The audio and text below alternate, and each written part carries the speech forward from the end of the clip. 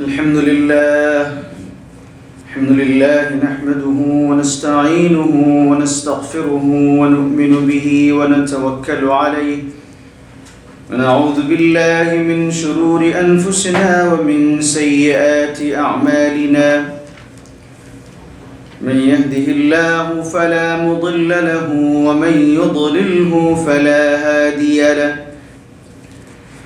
ونشهد أن لا إله إلا الله وحده لا شريك له ونشهد أن سيدنا ومولانا محمدًا عبده ورسوله أما بعد فقد قال الله تبارك وتعالى أعوذ بالله من الشيطان الرجيم بسم الله الرحمن الرحيم ولا تسبوا الذين يدعون من دون الله فيسبوا الله عدوا بغير علم كذلك زينا لكل أمة عملهم ثم إلى ربهم مرجعهم فينبئهم بما كانوا يعملون وأقسموا بالله جهد أيمانهم لئن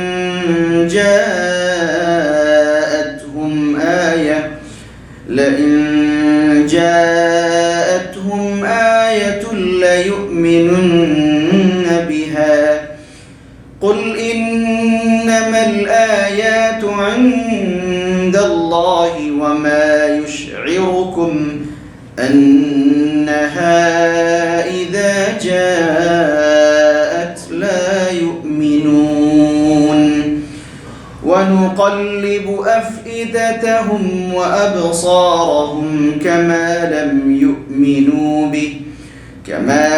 يؤمنوا به أول مرة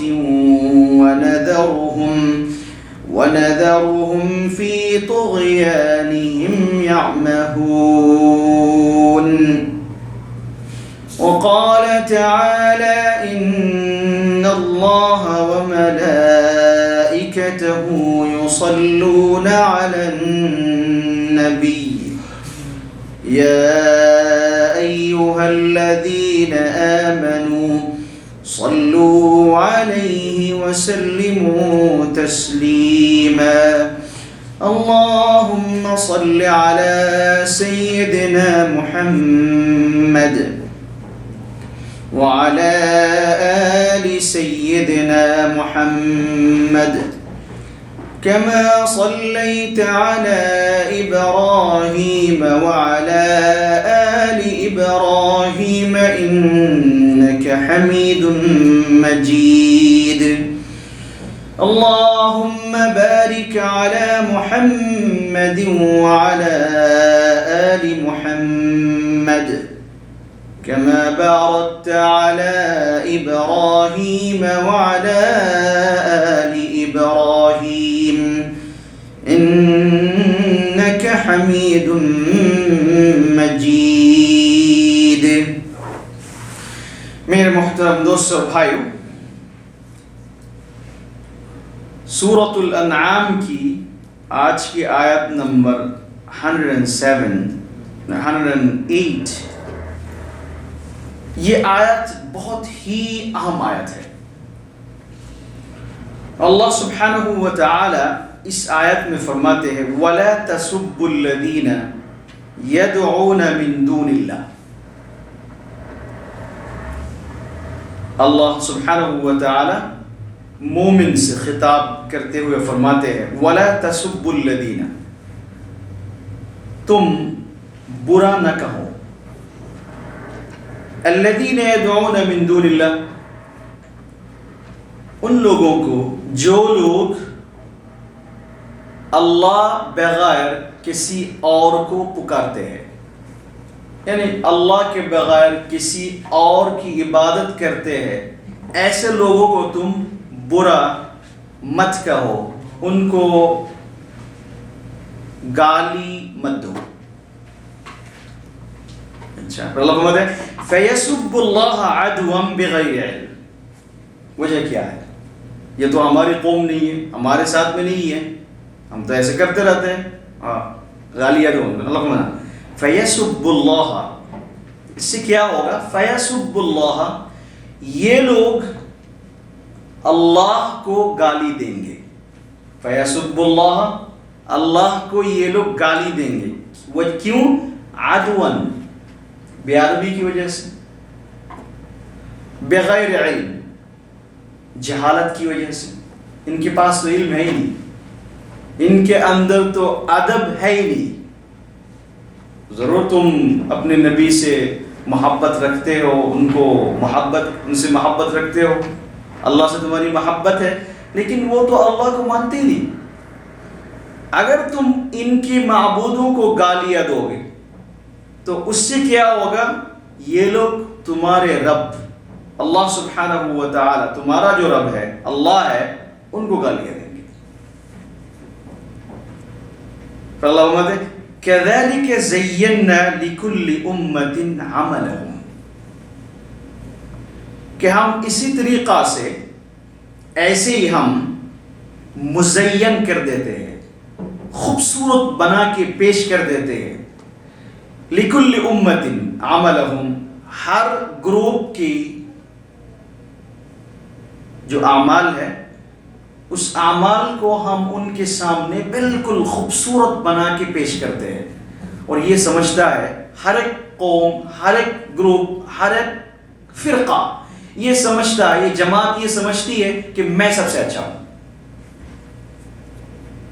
کوئی آدمی دنیا میں اگر آپ دیکھیں گے کہ میں سب سے اچھا ہوں، میری گروپ سب سے اچھی ہے، چاہے وہ قرآن پر سنت پر ہو اور نہ ہو. لیکن اگر پوچھیں گے نہیں کہتا ہے، اللہ فرماتے ہیں کہ اس کی وجہ جانتے ہیں کہ ہر ایک کے سامنے میں ایسا پیش کر دیتا ہوں تاکہ وہ سمجھے کہ میں سب سے اچھا ہوں. اللہ فرماتے ہیں یہ تو دنیا، کیوں؟ یہ امتحان ہے دنیا میں، اللہ چاہتے ہیں امتحان لینے کے لیے. اور اللہ فرماتے ہیں ثم الى ربهم مرجعهم، پھر اس کے بعد سب کو اللہ کی طرف جانا ہے. مرجعهم، سب واپس اللہ کے دربار میں واپس جائیں گے، پہنچیں گے. فَيُنَبِّئُهُم بِمَا كَانُوا يَعْمَلُونَ، پھر اللہ سبحانہ و تعالی ان کو بتائیں گے کہ کون اچھے ہیں کون برے ہیں. فَيُنَبِّئُهُم بِمَا كَانُوا يَعْمَلُونَ، کون لوگ اچھے اور برے کام کرتے تھے، اللہ قیامت کے میدان میں فیصلہ کریں گے. اس آیت کی شان رسول اللہ پہلے سمجھے. جب نبی علیہ الصلوۃ والسلام مکہ مکرمہ میں تبلیغ کر رہے تھے، دین کی دعوت دے رہے تھے، تو آپ کو معلوم ہے بڑی مصیبت آئی نبی اکرم صلی اللہ علیہ وسلم کے اوپر، اور ان کے جو اصحاب ہیں، صحابہ کرام ہیں، ان کے اوپر بڑی مصیبت آئی ہے. اور جب تک ابو طالب نبی علیہ الصلوۃ والسلام کے چچا جان زندہ تھا، ہیلپ کی. بالکل اب آخری وقت ہے، اور کفار مکہ نے یہ سمجھا، اور انہوں نے ان کے اندر یہ بات آئی کہ دیکھو محمد صلی اللہ علیہ وسلم، محمد اور ہمارے آپس میں جو پرابلم ہے اس پر کوئی سولوشن ابھی تک نہیں آئی. اور اس وقت یہ لوگ نبی اکرم صلی اللہ علیہ وسلم کو قتل کرنے کی سازش اور کوشش یہ کر رہے تھے. تو ان کے ذہن میں یہ بات آئی ہے کہ دیکھو ابو طالب ابھی تک زندہ ہے، اگر محمد کو قتل کرنا ہے تو ابھی کرنا چاہیے، ابھی کرنا چاہیے. کیوں؟ اس لیے کہ اگر ابو طالب کی موت آ گئی، اس کا انتقال ہو گیا، اور پھر ہم محمد کو ہم قتل کریں گے تو لوگ ہمیں برا کہیں گے کہ دیکھو جب تک انکل زندہ تھا کچھ کرنے نہیں پایا، اب اس بیچارہ جو ہے بالکل مجبور ہو گیا اور اس کے پاس کوئی راستہ نہیں ہے، تو اب انہوں نے جو ہے ان کو قتل کر دیا۔ یہ ہمارے لیے اچھی بات نہیں ہے۔ ہم کسی کو قتل کریں گے اس حالت میں، اس وقت کہ بھئی اس کے پاس اور کوئی ہے، لیکن ہم دکھائیں گے کہ ہمارے پاس پاور ہے۔ اور مکہ والے ایسے سمجھتے تھے، ان کے ذہن میں یہ بات تھی۔ تو اب کیا کرنا ہے؟ تو سب نے مل کر یہ فیصلہ کیا کہ چلو ہماری طرف سے سردار مکہ اور جو جتنے لوگ وہاں پہ لیڈر، انہوں نے یہ فیصلہ کیا کہ ہم کام کرتے ہیں، ابو طالب کے پاس ہماری طرف سے کوئی ڈائیلاگ کرنے کے لیے، بات چیت کرنے کے لیے کچھ لوگ کو ہم بیچتے ہیں ان کے پاس، اور اس کو سمجھائے کہ محمد صلی اللہ علیہ وسلم جس طریقہ سے ہماری معبودوں کو جو ہے معبود کے خلاف، مورتی کے خلاف باتیں کر رہے ہیں، یہ تاکہ وہ بند کریں۔ تو کفار مکہ یہ فیصلہ کرنے کے بعد ان کی طرف سے ایک آدمی، اس کا نام تھا مطلب، ان کو یہ ذمہ داری دی کہ تم جا کے ابو طالب سے اپوائنٹمنٹ لے کے آؤ اور ٹائم لے کے آؤ کہ ہم ان کے پاس آ رہے ہیں اور محمد کے سلسلے میں ہم بات چیت کریں گے۔ تو یہ آدمی ابو طالب کے پاس گیا اور انہوں نے کہا کہ یہ سچویشن ہے اور مکہ کے جو بڑے بڑے لیڈر ہیں یہ آپ سے ملنا چاہتے ہیں، آپ سے کچھ بات کرنا چاہتے ہیں، تو آپ کے پاس کب وقت ہے، ہمیں ٹائم دیں۔ تو ابو طالب نے کہا ٹھیک ہے فلاں ٹائم میں لے کے آؤ۔ تو یہ سارے گئے، اس میں ابو سفیان اور بڑے بڑے لیڈر، ابو جہل، یہ سارے گئے۔ تو جانے کے بعد انہوں نے بات چیت شروع کی اور ابو طالب سے یہ کہا کہ ابو طالب آپ ہمارے سردار ہیں، ہمارے لیڈر ہے، آپ بڑے انسان ہیں، اور آپ کا بھتیجا جو ہے جو کچھ کر رہا ہے اس کی وجہ سے ہماری سوسائٹی میں پرابلم ہے، ہم دو گروپ ہو گئے اور یہ ہمارے بتوں کے بارے میں برا بھلا کہتے ہیں، یہ سب کرتے رہتے ہیں، مطلب یہ ہے کہ یہ سپورٹ نہیں کرتے، اور جس کی وجہ سے ہمارے آپس میں بہت مشکلات ہے، پرابلم ہے، تو اس کو ہم سالو کرنا چاہتے ہیں، آپ اپنے بھتیجے کو تھوڑا سا سمجھائے۔ تو ابو طالب نے جو ہے رسول اللہ صلی اللہ علیہ وسلم کو بلایا، اور جب سامنے آئے تو محمد صلی اللہ علیہ وسلم نے ان سے پوچھا کہ تم کیا چاہتے ہو؟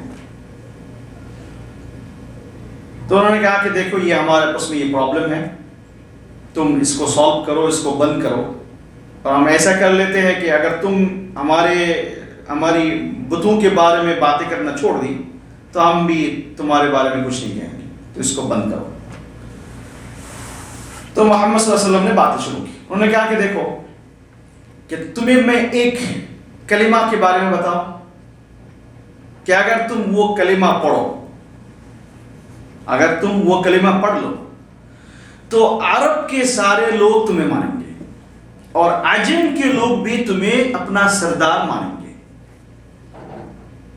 تم اس کلمہ پڑھنا چاہتے ہو؟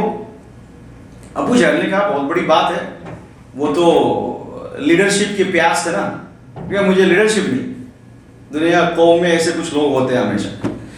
اس نے کہا کہ بتاؤ، ہم تو بس ایسے، اور نبی علیہ السلام کو یہ لوگ اچھے جانتے تھے اور نبی علیہ السلام کے بھی جھوٹ نہیں بولتے تھے، تو انہوں نے سمجھا کہ ان کے پاس کوئی بات، کوئی کلمہ تو ایسا ہوگا جو واقعی کام کا ہے، کہ بتاؤ بھی کیا ہے؟ تو نبی علیہ السلام نے یہ کہا کہ لا الہ الا اللہ، اللہ کے بغیر کوئی معبود نہیں، یہ کہہ دو۔ تو اس سن کے سب ناراض ہو گئے، بھائی یہ پرانی بات ہے، یہ پرانی بات ہے۔ اور ابو طالب نے کہا کہ بیٹے سنو میری بات، تمہیں معلوم ہے کہ اس بات پر ان کا اختلاف ہے اور یہ چاہتے نہیں ہے، یہ بات کچھ اور بات ہے کہ نہیں، وہ بتاؤ۔ آگے جانے سے پہلے آپ اس بات کو تو سمجھ لیں، کیا بڑی بات ہو گئی۔ اگر وہ لوگ یہ کہہ دیتے کہ لا الہ الا اللہ، جیسے ہم کہتے ہیں آج کل دنیا میں لا الہ الا اللہ محمد رسول اللہ، اگر ہمارے مسلمانوں کو اگر بات چیت کریں گے ان کے ساتھ سب سے پہلے واللہ واللہ، خدا کی قسم، جو کرے لیکن قسم تو سب سے پہلے ہو. لیکن ان کو اتنی بڑی کیا بات ہو گئی تھی؟ کہہ دو یہ بات لا الہ الا اللہ محمد، چلو محمد الرسول اللہ، یہ بھی نہیں، یہ بات کہو لا الہ الا اللہ. نہیں، ہم نہیں کہیں گے. پرابلم کیا تھی اس کے اندر؟ وہ سمجھتے تھے کہ بھئی لا الہ الا اللہ کے پیچھے بہت ساری چیزیں ہیں. یہ لا الہ الا صرف لا الہ الا نہیں ہے، کہ جب ہم اس بات کو مان لیں گے اور اس پر ہم آ جائیں گے تو ہماری یہ ساری جو انا، ہم کچھ ہے، ہم بڑے ہیں، ہم لیڈر ہے، یہ سارے کے سارے ہماری ختم ہو جائیں گے. ہمیں غلام بننا پڑے گی.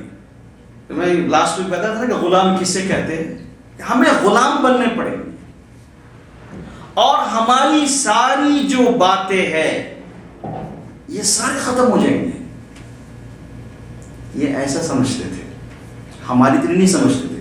انہوں نے کیا پرابلم اتنی بڑی ہو گئی تھی؟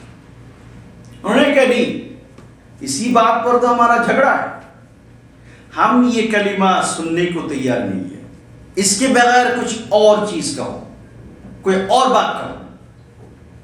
تو نبی علیہ السلام نے آسمان کی طرف ہاتھ اٹھایا کہ یہ سورج تمہیں نظر آ رہا ہے، یہ سورج تمہیں نظر آئے، اگر تم یہ سورج میرے ہاتھ میں دے دو گے اور یہ بات کہو کہ محمد تم اس کلمہ کو چھوڑ دو، میں اس کلمہ کو چھوڑنے والا نہیں ہوں، چاہے تم جو کچھ کرو.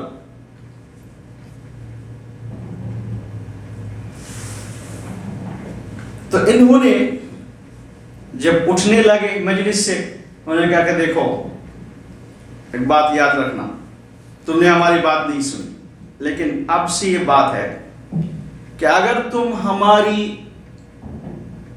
مورتیوں کو، معبودوں کو اگر تم گالیاں دو گے، کچھ برا بلا کہو گے، تو ہم بھی تمہارا جو اللہ ہے جس کی طرف تم بلا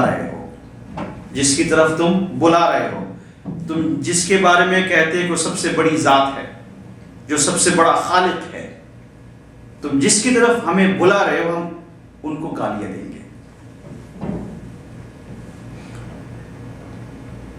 اس وقت یہ آیت نازل ہوئی. نبی علیہ السلام سے یہ کہا گیا کرنا، یہ مسلمان کا کام نہیں ہے، یہ مسلمان کا کام نہیں ہے کہ آپ کسی بھی مذہب کو لیں گے، کسی آدمی کو لیں گے، چاہے وہ مسلمان چاہے وہ غیر مسلم، دوسری جو ہماری قوم ہے نا. اچھا، یہاں پہ ایک بات یہ ہے کہ آیت کو آپ لیں گے، آپ کو معلوم ہے کہ نبی اکرم صلی اللہ علیہ وسلم کے اندر کسی قسم کی یہ عادت نہیں تھی کہ کسی کو گالی دینا یا کسی کو برا بلا کرنا. تو اللہ کیوں کہہ رہے کہ آپ ان کو برا بلا مت کہیے؟ نبی علیہ الصلوۃ والسلام تو زندگی میں کبھی بھی کسی انسان کو، چاہے وہ مسلمان چاہے وہ نان مسلم، کسی کو کسی بات پر کبھی بھی کوئی تکلیف نہیں دی. تو پھر نبی اکرم صلی اللہ علیہ وسلم کو اللہ یہ کیوں کہہ رہے کہ آپ برا بھلا مت کہیے، آپ ان کو گالیاں مت دیں؟ تو اس کا مطلب یہ کہ نبی اسلام کے اندر بھی عادت تھی. آیت دیکھیں آپ، قرآن ایک عجیب کتاب ہے، صرف کتاب نہیں ہے، ہر بات اس کی گواہ ہے کہ یہ اللہ کی کتاب ہے. اور نبی اکرم صلی اللہ علیہ وسلم کے بارے میں جب بھی یہ قرآن یا اللہ کوئی بات کرتے ہیں، بڑی احتیاط کرتے ہیں کہ میرے نبی پر کسی قسم کی بات نہ آئے. دیکھیں اس سے پہلے آپ آیت دیکھیں، آپ میں سمجھانے کے لیے کہہ رہا ہوں، اس سے پہلے کی آیت آپ دیکھیں، اللہ نے یہ فرمایا اتبع ما اوحی الیک، کہ آپ پر جو وحی آتی ہے اس کو آپ فالو کریں. تو اس میں نبی اکرم صلی اللہ علیہ وسلم سے خطاب ہو رہی ہے ڈائریکٹلی کہ آپ اس کو مانیں. ٹھیک ہے. پھر دوسری آیت اللہ فرماتے ہیں وَأَعْرِضْ عَنِ الْمُشْرِكِينَ، آپ مشرکین سے بچیں، ان کی طرف آپ توجہ نہ دیجیے. نبی کی طرف خطاب ہے، یہاں آپ کہ اللہ نے بدل دیا. اب ڈائریکٹلی نبی اکرم صلی اللہ علیہ وسلم سے اللہ خطاب نہیں کر رہا ہے، نبی کو کچھ نہیں کہہ رہا ہے، دوسرے مسلمانوں کو کہہ رہا ہے. اس سے پتہ لگتا ہے کہ صحابہ کرام کے اندر شاید چونکہ یہ لوگ نماز پڑھنے کے لیے جاتے تھے تو وہ لوگ حملہ کرتے تھے اور وہ جانتے تھے کہ یہ مورتی غلط ہے، تو ہو سکتا ہے کہ صحابہ کرام کی زبان سے کوئی بات ایسی آ گئی جس کو کفار مکہ نے اس کو گالیاں سمجھے. تو اس لیے اللہ نے اس آیت میں فرماتے وَلَا تَسُبُّوا، تم لوگ، یہاں پہ نبی کی کوئی بات آئی نہیں کیونکہ نبی اس میں شامل ہی نہیں تھے. نبی اکرم صلی اللہ علیہ وسلم کبھی بھی کسی کو برا بھلا نہیں کہتے تھے، کسی کو گالیاں نہیں دیتے تھے. تو اس لیے صحابہ کرام سے خطاب کر رہا ہے کہ ان کے اندر یہ پرابلم تھی، اللہ نے اس لیے آیت نازل فرمائی. نبی اکرم صلی اللہ علیہ وسلم کے اندر کبھی بھی عادت نہیں تھی. قرآن شریف کتنی بڑی کتاب ہے، اور نبی کے بارے میں اللہ سبحانہ و تعالی کی کتنی بڑی عظمت ہے، کتنی محبت ہے کہ کہہ دیتے ہیں ایسے کہ ہے آپ بھی جو ہے ایسا نہ کرے، مسلمان بھی ایسا نہ کرے، آپ بھی اس قسم کی جو ہے گالیاں مت دیجیے، اور مسلمانوں کو بھی آپ کہہ دیجیے کہ وہ نہ کرے. ایسا نہیں ہے، اللہ کو معلوم تھا کہ میرے نبی کے اندر یہ عادت ہے ہی نہیں. تو کیا سمجھا ہم نے کہ یہ نبی کا طریقہ ہے، نہ یہ اللہ کا طریقہ ہے کہ کسی اور کو گالیاں دینا.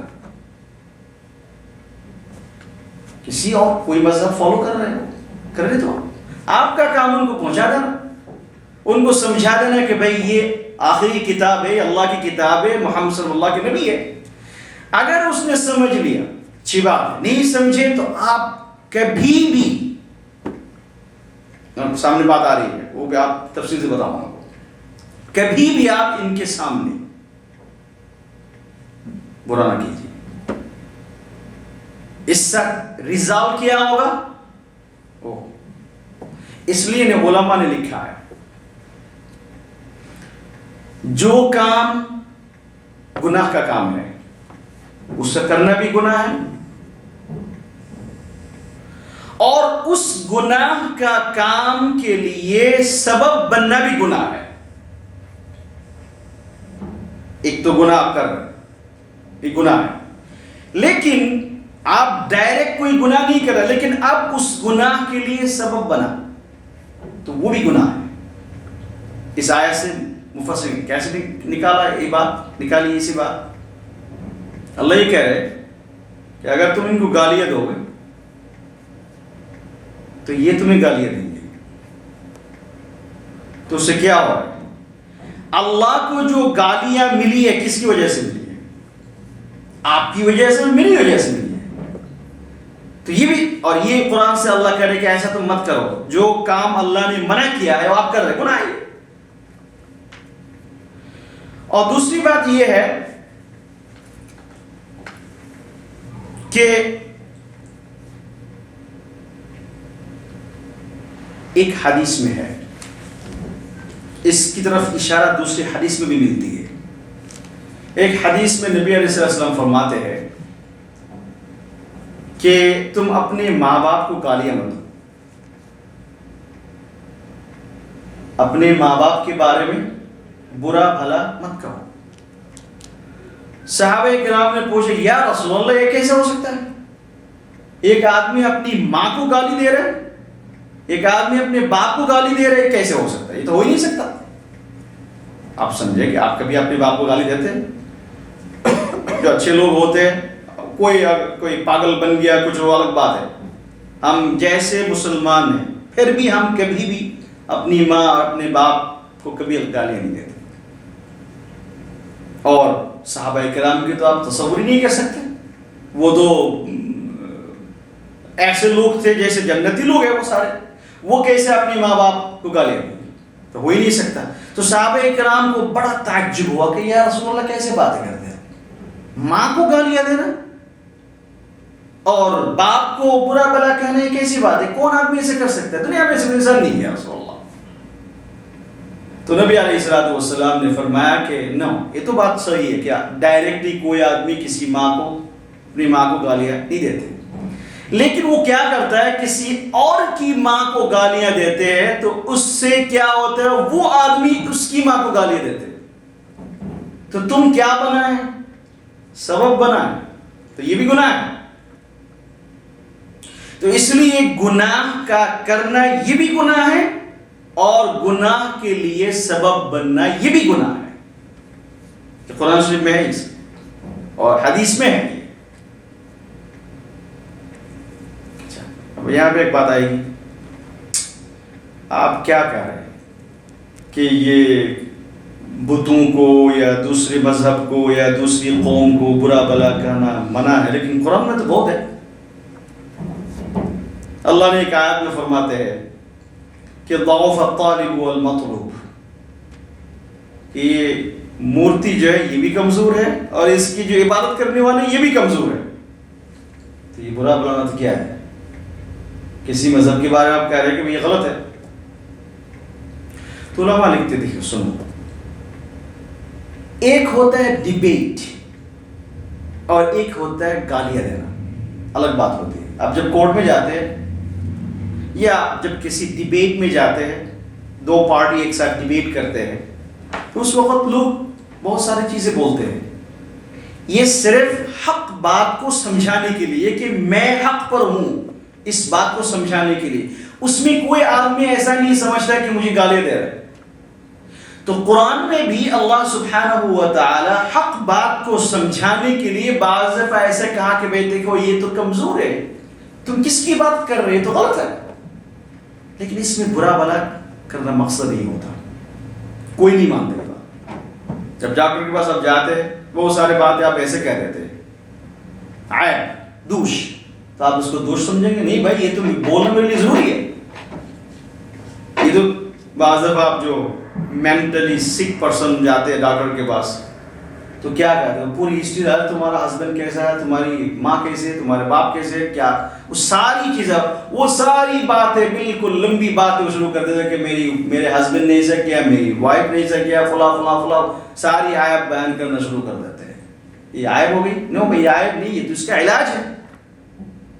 تو اس لیے بعض دفعہ قرآن میں ایسے باتیں آتی ہے، لیکن وہ بات اصل میں کسی کی برائی کرنا نہیں ہے، بلکہ اس میں حق بات کو سمجھانے کے لیے، حق بات کی تفصیل کرنے کے لیے بعض دفعہ قرآن ایسی باتیں کر دیتے ہیں۔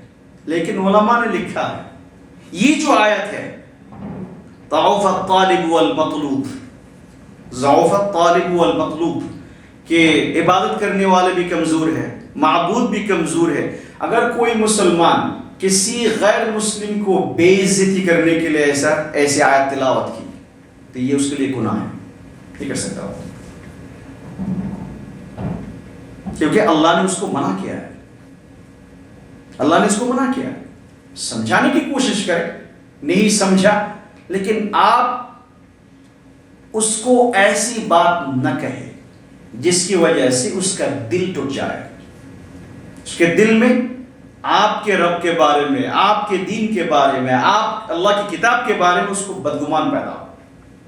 کتنا احتیاط کرتے ہیں اسلام، اور ہم تو اس میں بس کوئی بھی بات آ گئی، ٹھیک ہے ہمارے آپس میں بات صحیح ہے، لیکن کبھی بھی کسی غیر مسلم کے سامنے ایسی کوئی بات کرنا بالکل مناسب نہیں، جائز بھی نہیں ہے جس سے اس کا دل دکھتا ہے۔ ڈیبیٹ الگ بات ہوتی ہے، ڈیبیٹ ہوتی ہے، سب تیار ہے اس کے لیے، لیکن پرسنلی کسی وجہ سے ایسے بات کرنا منع ہے۔ اچھا، اس پہ اور ایک بات، علماء نے اس آیت سے بہت ساری چیزیں نکالی۔ اس میں ایک بات یہ بھی ہے کہ آپ اپنے بیٹے کو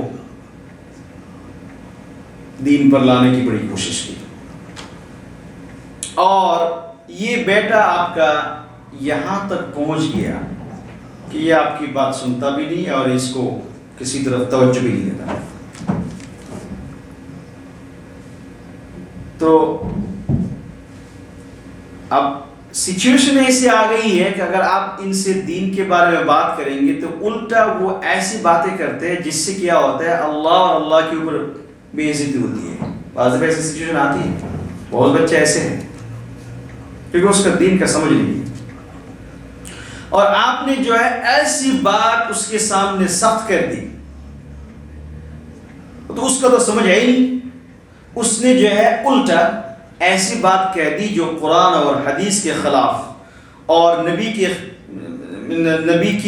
کے خلاف ہے۔ تو علماء یہ کہتے ہیں کہ یہ آپ کے لیے جائز نہیں ہے۔ کیوں؟ آپ نے اس بات کے لیے سبب بنا۔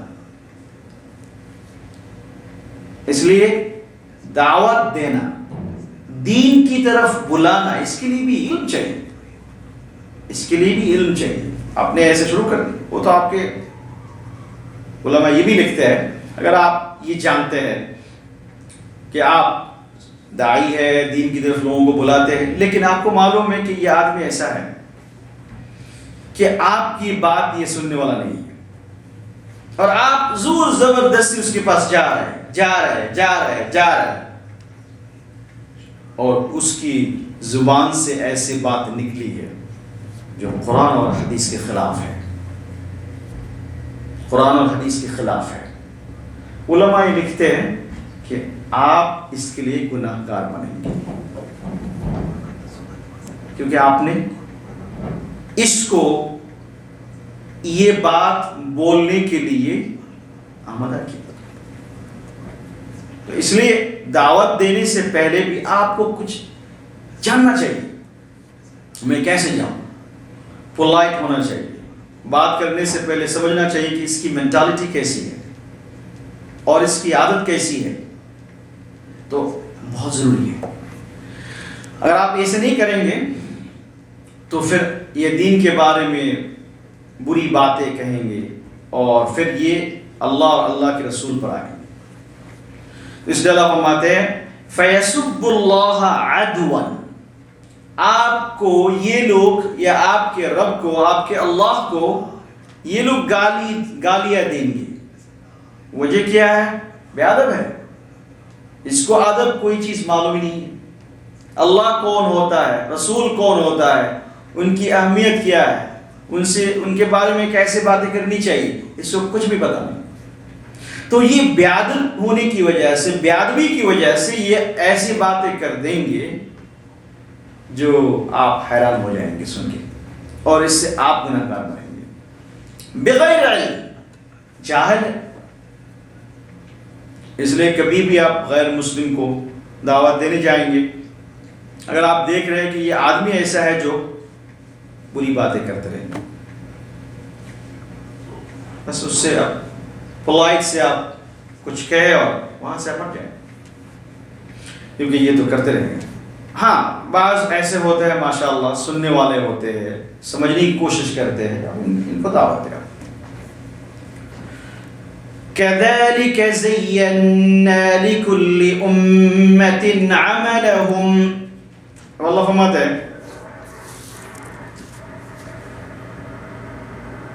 یہ جو لوگ گالیاں دے رہے ہیں اللہ کو، اللہ کے نبی کو، اور یہ سمجھ رہے کہ میں نے تو بہت کچھ کر دیا، یار ایک مسلمان بھی یہ سمجھتا ہے میں نے تو اس کو آج ایسا کہہ دی، کمال کر دیا، میں نے اس کا تو منہ میں نے ایسا کر دیا ہے۔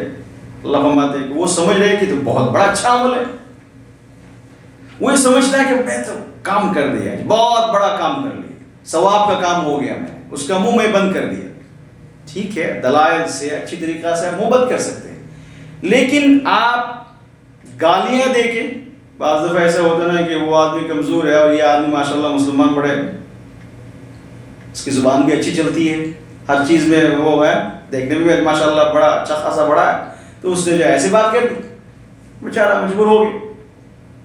اب یہ سمجھ رہا ہے کہ میں نے تو کمال کر دیا، میں نے تو بہت بڑا کام کر. اللہ فرماتے ہیں كَذَلِكَ زَيَّنَّا لِكُلِّ أُمَّةٍ عَمَلَهُمْ.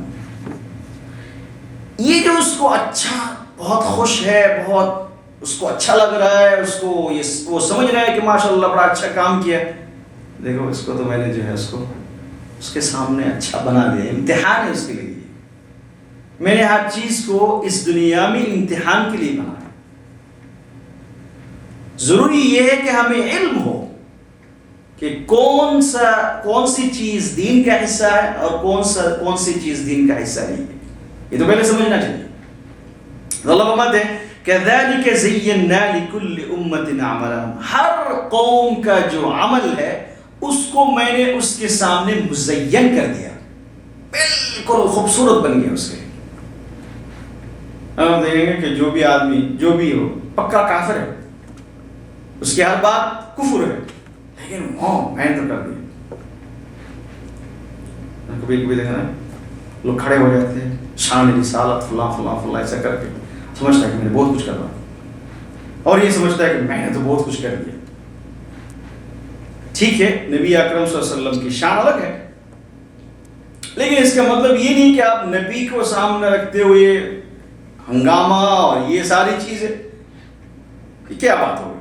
تو اللہ فرماتے ہیں کہ اس کو تو معلوم ہونے کہ بہت اچھا عمل میں نے کر لیا. ایک بات یاد رکھنا، اسلام اس دنیا میں تلوار سے نہیں آیا. اسلام اس دنیا میں آیا محبت سے، شفقت، محبت، پیار، علم کے ذریعہ. جہالت دور ہوئی اس وجہ سے کہ علم میں وحی آیا. ٹھیک ہے، الگ بات ہے بعض دفعہ ڈنڈا کی بھی ضرورت ہوتی ہے، لیکن یہ اصل نہیں ہے. اصل تو اخلاق ہے، اصل تو کریکٹر ہے، اصل تو یہ ہے کہ انسان بنے، مسلمان بنے، تو پھر اسلام کی طرف لوگ آئیں گے. اللہ فرماتے ہیں كَذَلِكَ زَيَّنَّا لِكُلِّ أُمَّةٍ عَمَلَهُمْ. ہر قوم کا جو عمل ہے وہ تو اس کو اتنا پسند آتا ہے، اتنا اچھا لگ رہا ہے اس کو. اچھا ہے کہ یہ اچھا ہے کہ نہیں، واقعی یہ بات اچھی ہے کہ نہیں، واقعی یہ کام اچھا ہے کہ نہیں. اللہ فرماتے ہیں اس کا تو فیصلہ الی ربہم. تمہیں پہلے اس طرف جانا ہے، حاضری دینی ہے اللہ کے سامنے، اور اس کا فیصلہ اللہ سبحانہ و تعالی خود دیں گے. فَيُنَبِّئُهُمْ. اللہ بتائیں گے ان کو، اللہ بتائیں گے بما كانوا يعملون، جو کچھ یہ دنیا میں کرتے تھے اس کے بارے میں اللہ ان کو بتائیں گے کہ یہ اچھا کام تھا یا برا کام تھا. دنیا میں جو ہے اس کا حساب کتاب کچھ نہیں ہوگا. وَأَقْسَمُوا بِاللَّهِ جَهْدَ أَيْمَانِهِمْ لَئِن جَاءَتْهُمْ آيَةٌ لَيُؤْمِنُنَّ بِهَا. یہ لوگ اللہ کا نام لے کے بڑی تاکید سے قسمیں کھاتے ہیں اور یہ کہتے ہیں لَإِن جَاءَتْهُمْ آيَةٌ. اگر ان کے پاس نشانی آ گئی، لَيُؤْمِنُنَّ بِهَا، تو ایمان لے کے آئیں گے، ضرور ایمان لے کے آئیں گے. قُلْ إِنَّمَا الْآيَاتُ عِنْدَ اللَّهِ.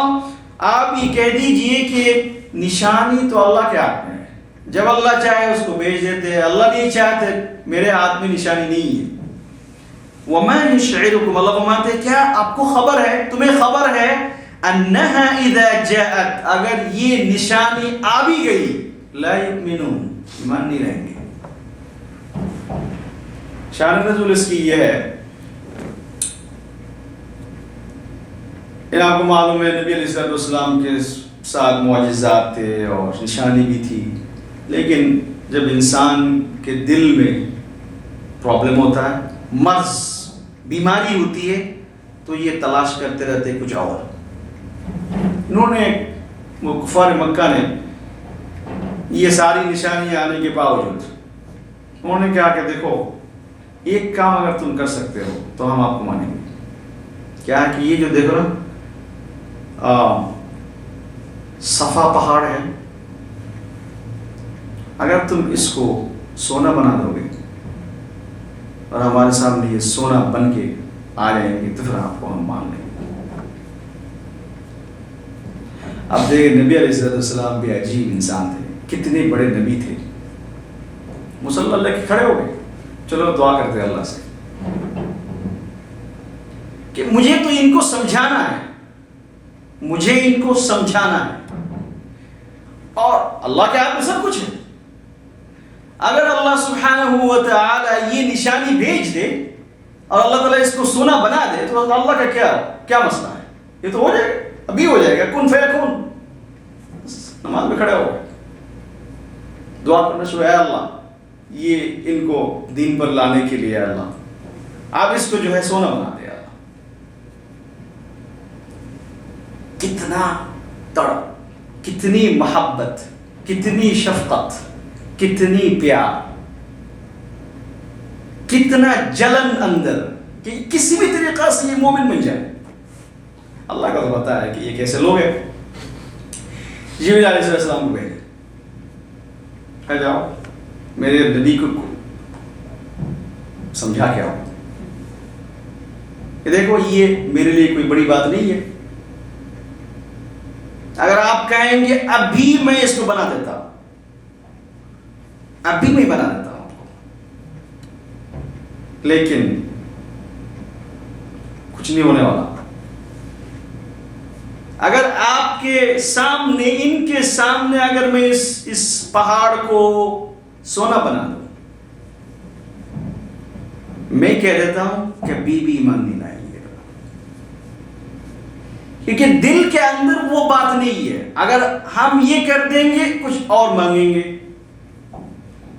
وجہ کیا ہے کہ اصل میں بات ماننے کی صلاحیت ہے نہیں.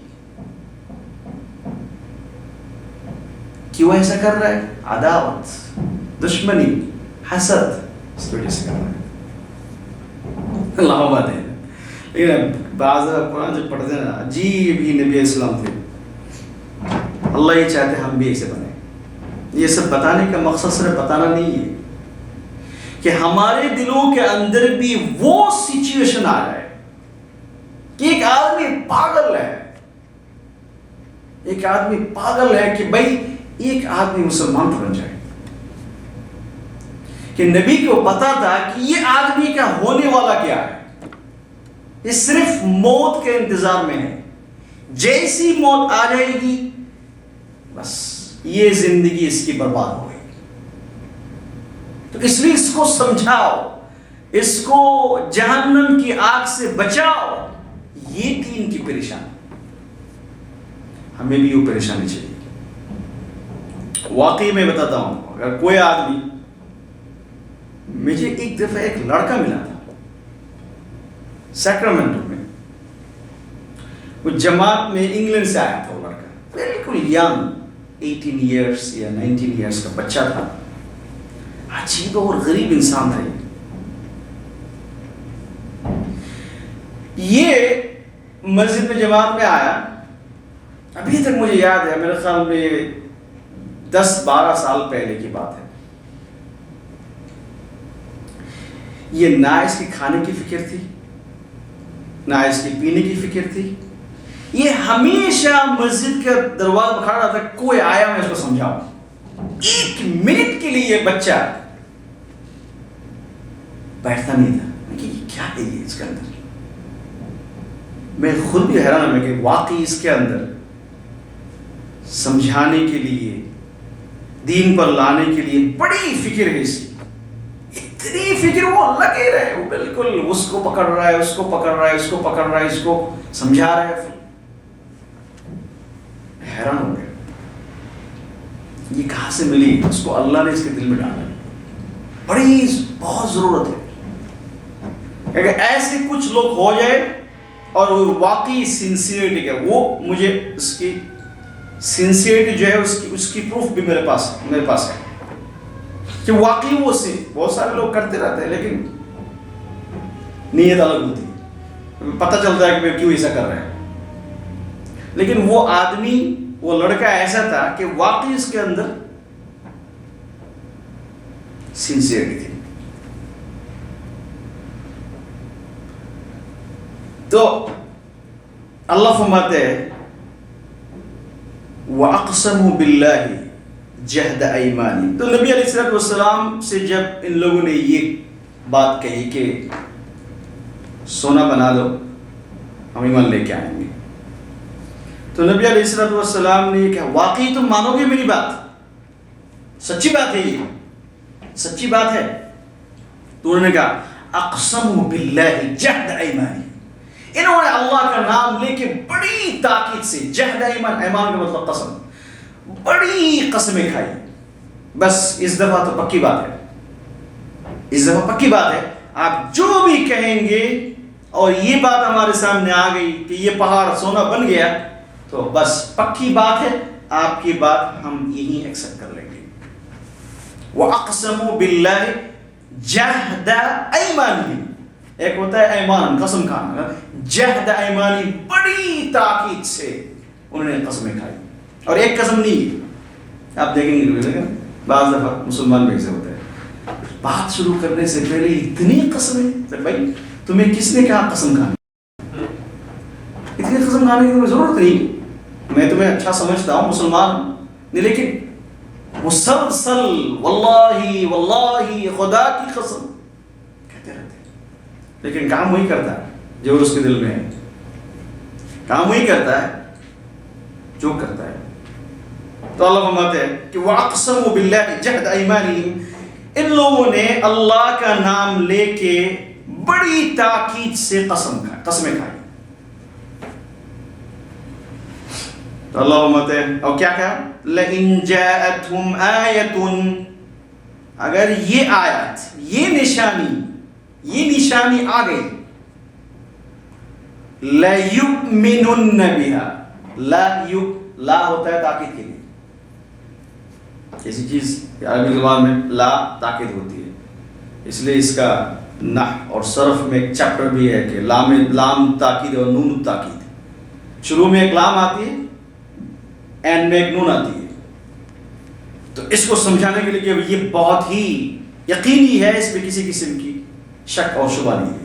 تو لَيُؤْمِنُنَّ بِهَا، ضرور بالضرور اس پر ایمان لے کے آئیں گے، محمد پر ایمان لے کے آئیں گے، کتاب پر ایمان لے کے آئیں گے، نشانی پر ایمان لے کے آئیں گے، اور یہ کہیں گے کہ محمد تم واقعی اللہ کے سچے نبی ہو. سب سے پہلی بات قل انما الآیات عند اللہ. پہلی بات تو یہ کہ میری بس کی بات نہیں ہے. اگر تم مجھے کہو کہ میں اس پہاڑ کو سونا بنا دوں، میرے ہاتھ میں کچھ بھی نہیں.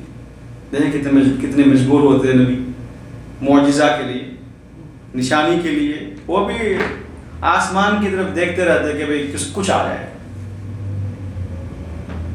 تو اس لیے نبی کو آپ اللہ کے ساتھ شریک نہیں کر سکتے.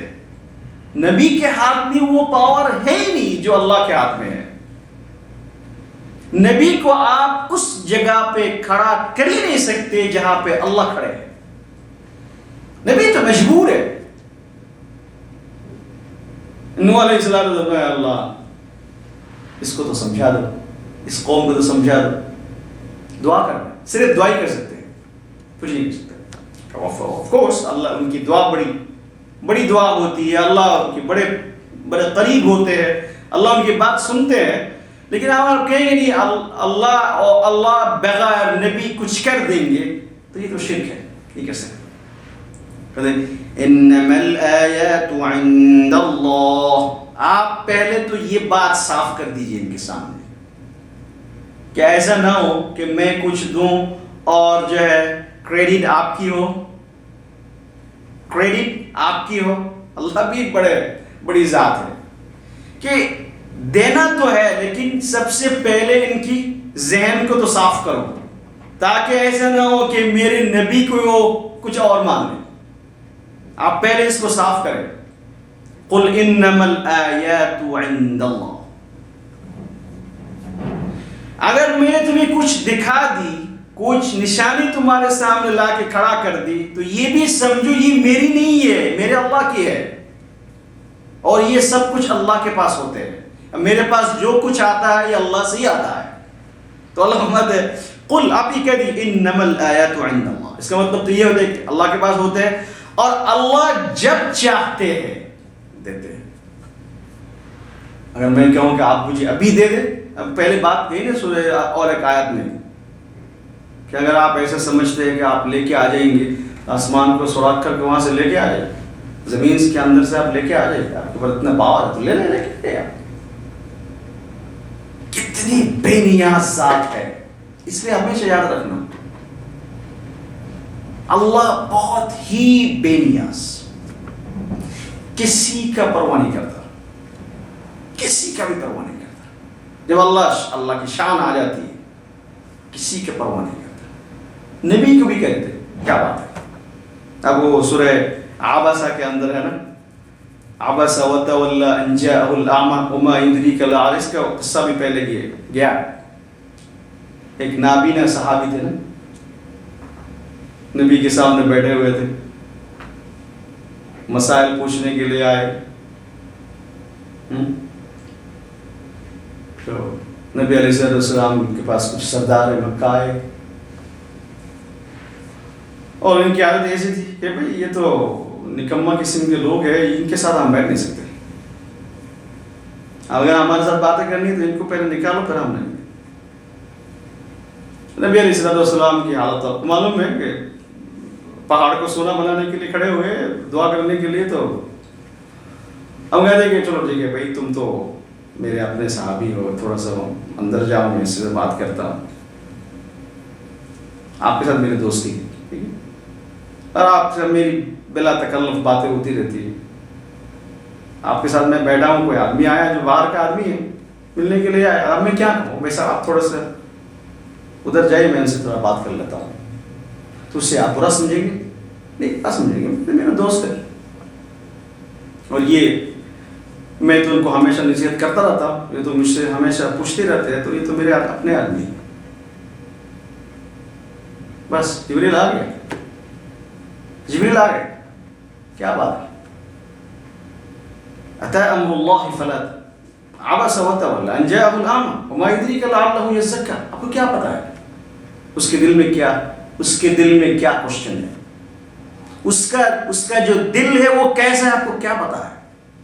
مجھے پتا ہے کہ اس کے دل کے اندر کتنا تڑپ، کتنی محبت، کتنی عشق ہے، مجھے معلوم ہے. اور آپ نے اس کو ہٹا دیا. اور ایک نالائق جس کے دل کے اندر نہ میری محبت ہے، نہ میری عشق ہے، نہ کچھ ہے، اس کو لے کے آئے میرے سامنے، آپ کے سامنے. نبی کو کہہ رہے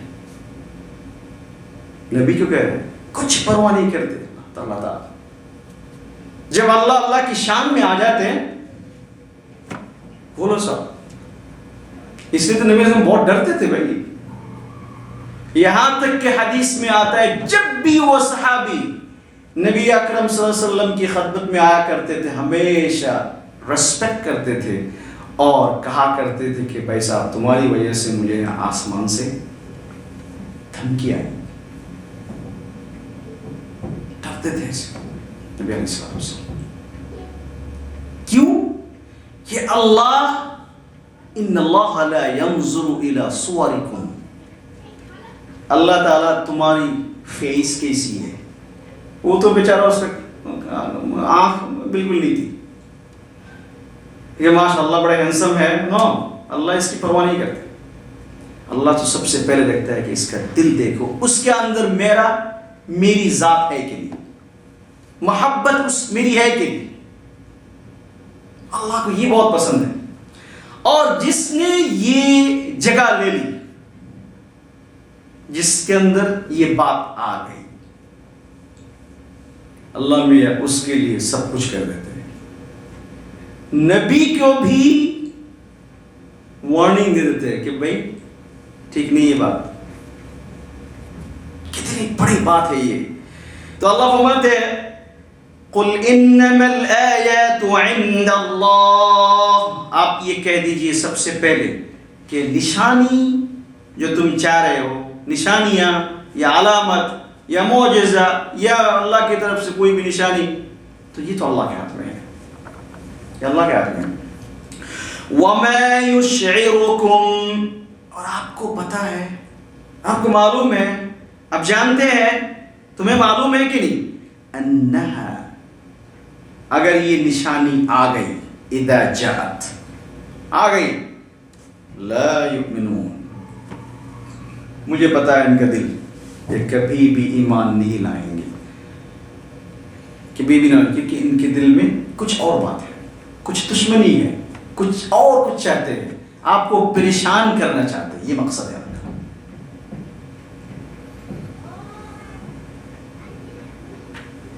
پھر سامنے بھی اور بھی آیت ہے، عجیب اور غریب آیت اللہ سبحانہ اللہ بات ہے، وَنُقَلِّبُ أَفْئِدَتَهُمْ وَأَبْصَارَهُمْ، کہ ہم ان کے دلوں کو، ان کی آنکھوں کو پھیر دیتے ہیں، کیسے لائیں گے؟ میں اتنا ناخوش ہوں کہ ان کا دل اس طرح بالکل نہیں آیا، میں اتنا ناخوش ہوں ان کے اوپر، كَمَا لَمْ يُؤْمِنُوا بِهِ أَوَّلَ مَرَّةٍ، جیسے کہ پہلے ایمان نہیں لائے ایسے آج بھی ایمان نہیں لائیں گے۔ پہلے بھی میں نے بہت بار ساری نشانی آپ کے سامنے میں نے پیش کی، ان کے سامنے ہے سارے، اس وقت ایمان نہیں لائے، ابھی بھی میں کہہ رہا ہوں لا یؤمنو، لم یؤمنو بی اول مرتين، اس طریقہ سے یہ پہلے ایمان نہیں لائے، ابھی بھی نشانی آنے کے بعد بھی ایمان نہیں لائیں گے۔ اور وَنَذَرُهُمْ فِي طُغْيَانِهِمْ يَعْمَهُونَ، اور ہم نے ان کو سرکشی میں چھوڑ دیا، یہ گھومتے پھرتے رہیں گے اس میں، گمراہی میں، ان کو ایمان لینے کا موقع نہیں ملے گا۔